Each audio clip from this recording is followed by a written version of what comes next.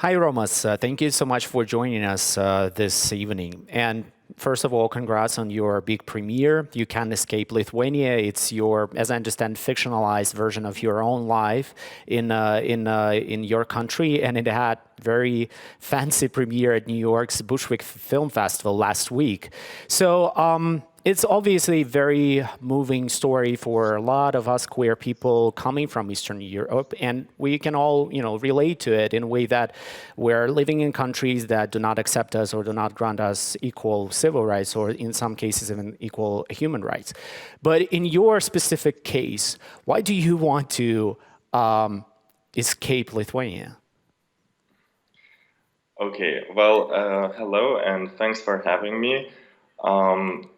I think that in my specific case, I don't want to escape Lithuania because although I studied abroad in Paris and New York, but I always wanted to do things related with Lithuania, to keep contributing to our society, to keep changing things here. So I was always writing articles and made films and other kind of activist initiatives also to contribute.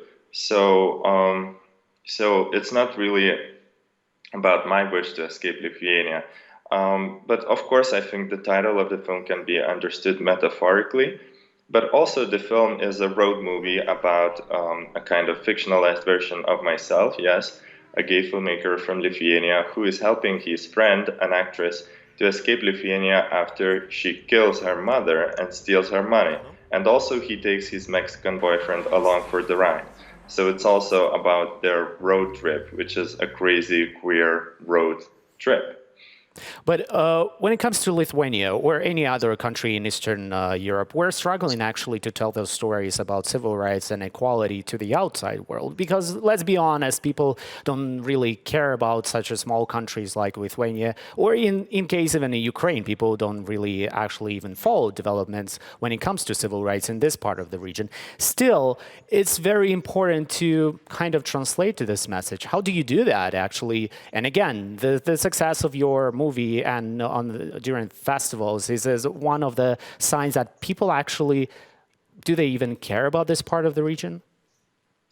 Uh, well, I think this is a complex issue because when we talk about Ukraine or Lithuania or similar countries kind of wish to be more Western and more separated from Russian influence, sometimes the outside world cannot grasp that at the same time people are still very homophobic and our own governments are imposing these kind of homophobic laws and not trying to be true leaders and to kind of change our societies for the better.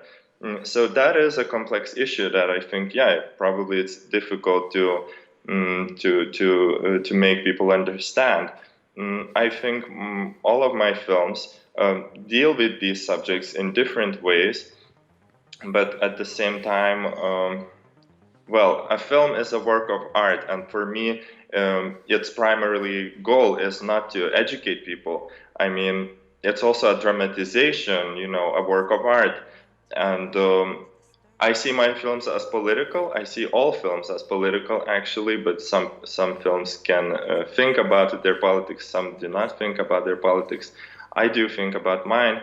But at the same time, I wouldn't want to say that, it's educational and it's aimed for people to understand the situation and da-da-da. It's also to provoke, to provoke different thoughts, different discussions, etc.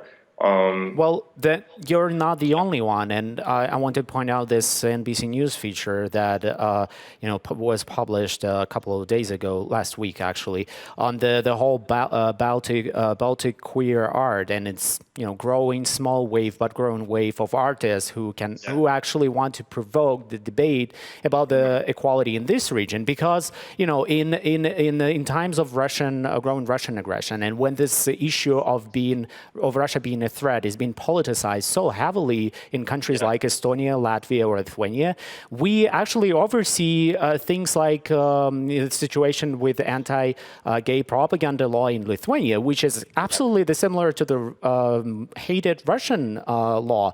But because Lithuania on this front line to face a Russian threat, those issues go underreported and almost nobody cares about those. I think you're making a very great point here. And sometimes there is this fear also from Lithuanian intellectuals, or probably intellectuals from our region in general, to talk about our problems, because we are thinking like, oh, but we shouldn't give a bad impression about our own society. But I think this is such a strange thinking. I mean, when we talk about our problems like this, that's exactly when we are different from a Russian situation, because in Russia there is no freedom of speech, and it's dangerous, it's life-threatening to try to fight for your human rights.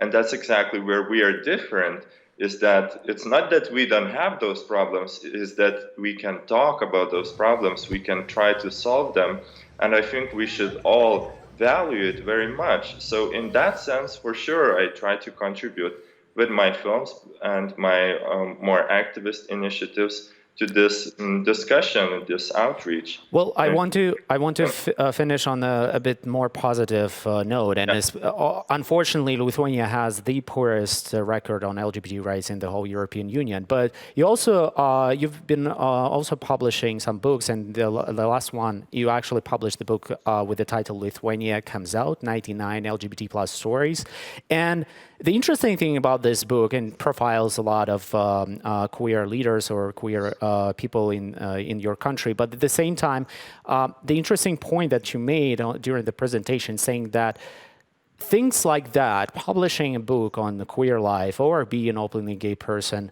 and speaking out so openly about these issues, weren't even possible a couple of years ago or so. So do you see that progress really? Yes, I think, as I like to say, things are going for the better and for the worse at the same time, because we do have still these laws that are discriminatory.